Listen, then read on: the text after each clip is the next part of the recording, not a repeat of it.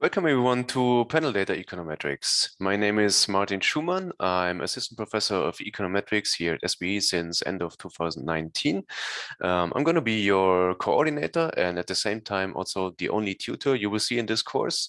In my research, I specialize in panel data models and in particular in nonlinear panels with fixed effects, which is why I was chosen to teach this course. And I hope you've seen that I have uploaded a rather detailed, I hope, syllabus to Canvas, which again, I hope answered most of your questions. Nevertheless, here's a quick intro about the organization of the next couple of weeks, or a general about the course. Yeah. So let me quickly share my slides.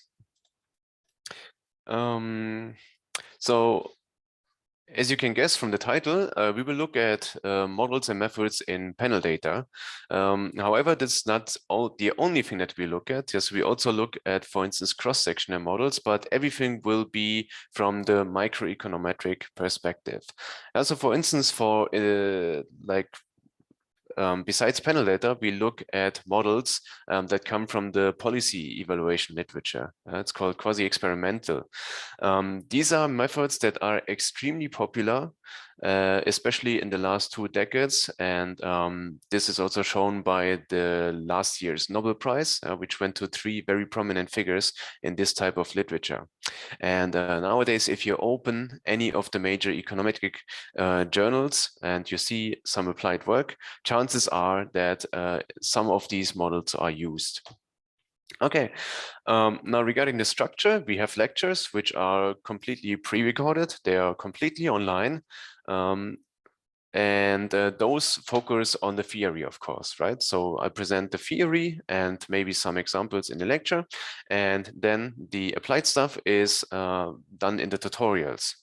So the tutorials contain at first a Q&A part about the lecture material, and then there will be group-based learning based on the weekly exercises.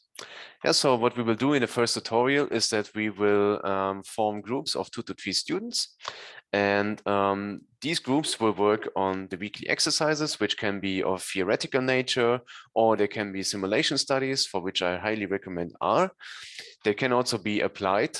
So for instance, you can use Stata, which again, I would highly recommend for applied stuff, or R if you're just much more familiar with R. Or we can also simply discuss published articles. Now, regarding your final grade, there is 4 pillars here. So the first pillar depends on quizzes, which is like 10%, rather little. I will explain in a second why we use those quizzes. Then there are the group assignments, which account for 30%, a final paper. This is the biggest chunk. And related to the final paper, also a presentation. And so these presentations will be done in the last week of the course. So we have 2 tutorials scheduled in the last week, and those 2 tutorials will be reserved for a little bit of a summary of the material and the presentations of the final papers.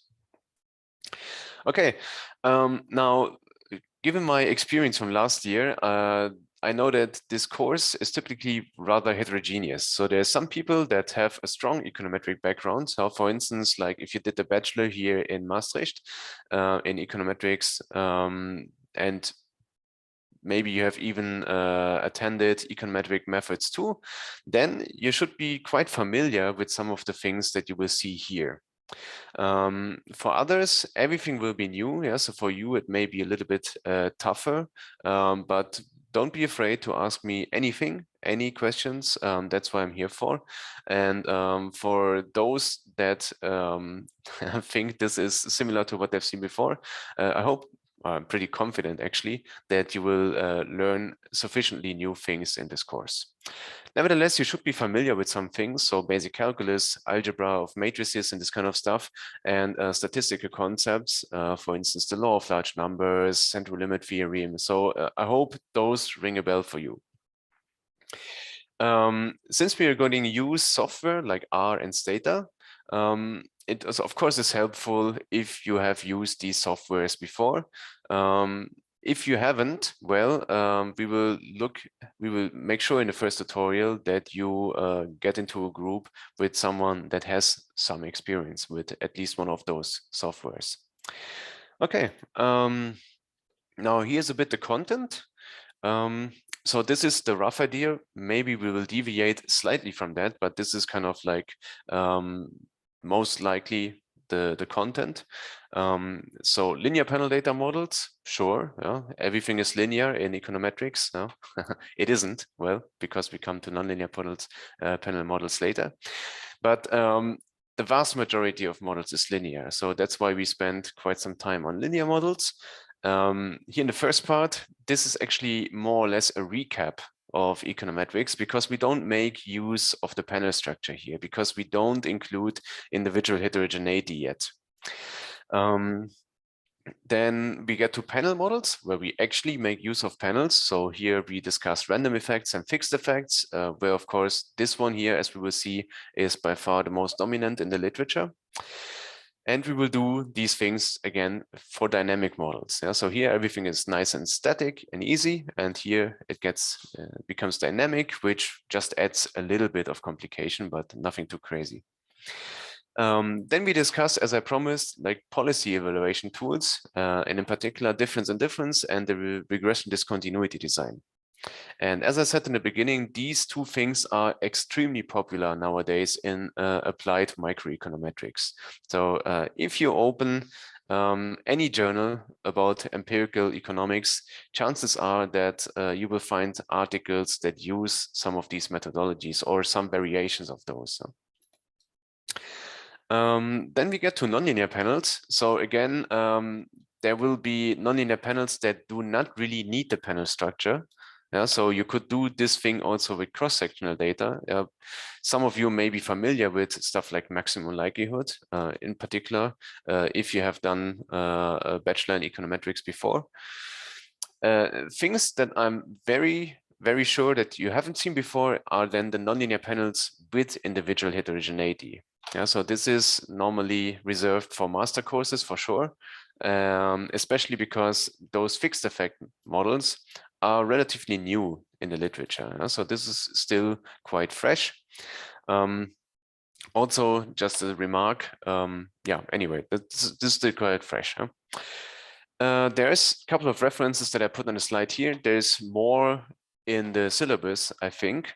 And moreover, some of the slides will be based on papers, and I will give you the references throughout the course. Yeah?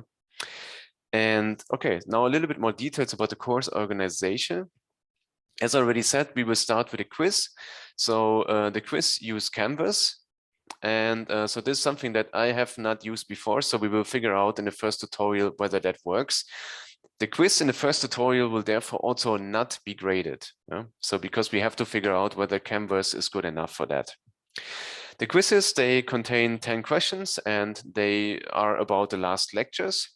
And the purpose of the quiz is to spark a conversation, a discussion about the lecture material.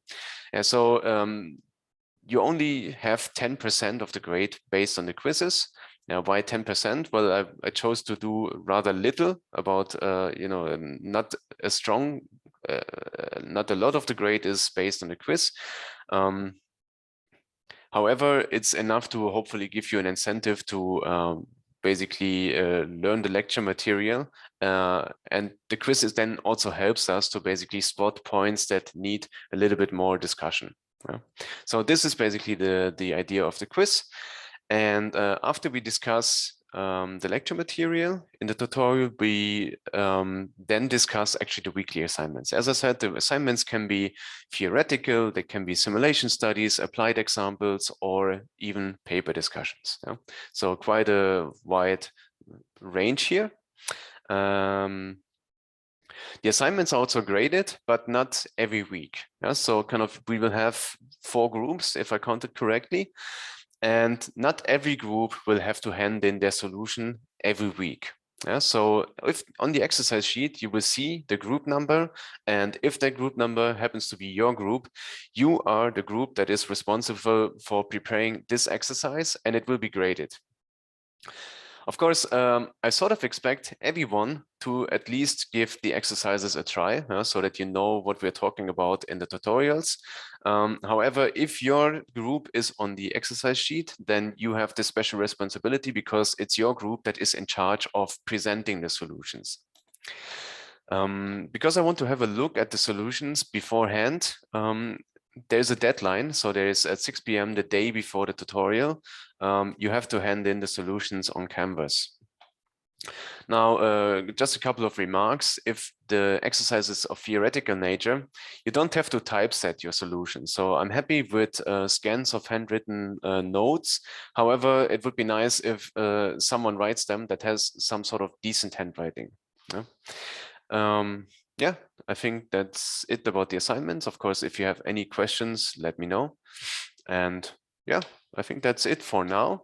Yeah, see you on Friday. If you have any questions that is not answered in the syllabus or has not been answered in this video, please let me know. Just write me an email. And otherwise, I'm looking forward to Friday to get to know you all.